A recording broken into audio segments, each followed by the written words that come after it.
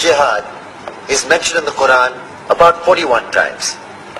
The words mercy, peace and compassion are mentioned about 355 times. Yes, come in. Come on in, Riaz. Sit down, please. Contrary to popular belief in most Western cultures, Islam is a religion that preaches peace and tolerance. Yes, Patricia. If Islam truly is a religion that preaches peace, then how come the world's most troubled spots, the West Bank, Afghanistan, Pakistan, Iraq, they're all plagued with Islamic terrorism? Well, that depends on your definition of terrorism. Some might argue that the U.S. invasions of countries like Iraq and Afghanistan are also acts of terrorism. No, those were acts of war to get rid of despotic regimes. Or a means of getting at a country's oil. Conspiracy theories. Well, may I? Yes, please. Go ahead, Riaz.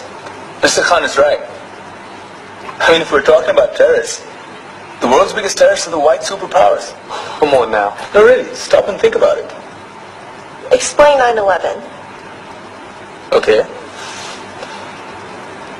Do you know how many people died in the Twin Towers strike? Around 3,000. And do you have any idea how many people died in the bombing of Afghanistan? Take a wild guess. More than 15,000 people died. And that's just conservative figures. About 50,000 tons of explosives were dropped on innocent civilians. Men, women, children. Yeah, but that was because of the Taliban.